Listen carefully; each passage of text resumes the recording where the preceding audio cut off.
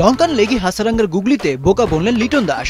এরপর যা ঘটলো তা রীতিমতো অবিশ্বাস্য, অকল্পনীয়, লজ্জারও বটে। 5 রানের ব্যবধানে প্যাভিলিয়নে পা বাড়ালেন বাংলাদেশের 7 ব্যাটার।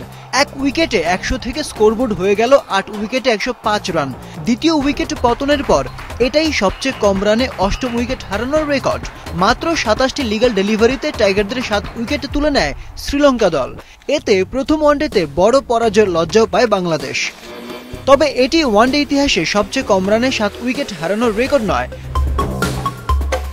2008 সালে হারারেতে 3 রানের মধ্যে 7 উইকেট হারায় জিম্বাবুয়ে, যা ওয়ানডে ইতিহাসে দ্রুত 7 উইকেট হারানোর রেকর্ড। সেই ম্যাচেও শিকারীর ভূমিকায় ছিল লঙ্কানরা।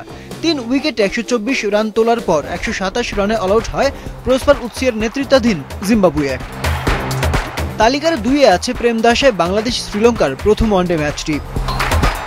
সবচেয়ে কম রানে 7 উইকেট হারানোর তালিকার 3-এ আছে শ্রীলঙ্কা, যদিও 39 বছর আগে 1986 সালে 6 রানের মধ্যে 7 উইকেট হারিয়ে ভয়াবহ ব্যাটিং ধসের কবলে পড়েছিল লঙ্কানরা।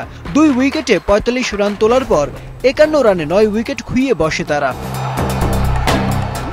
4-এ আছে যুক্তরাষ্ট্র। 2020 সালে নেপালের বিপক্ষে 6 রানে তারা হারায় 7 উইকেট। 23 রানে 3 উইকেট থেকে 35 রানে অল আউট হয় দলটি। তালিকার 5-এ আফগানিস্তান। 2024 সালে পাল্লেকেলেতে লঙ্কানদের বিপক্ষে 7 রানের ব্যবধানে 7 উইকেট হারায় আফগানরা। 3 উইকেটে 146 রান করার পর 153 রানে অল আউট হয় আফগানরা। দ্রুত ধসে যাওয়ার রেকর্ডের তালিকার 6 নম্বরেও বাংলাদেশের নাম। 2014 সালে মিরপুরে ভারতের বিপক্ষে মাত্র 106 রানের টার্গেটে খেলতে নেমেছিল টাইগাররা। 3 উইকেটে 50 রান করে 8 রানের ব্যবধানে 7 উইকেট হারায় বাংলাদেশি দল।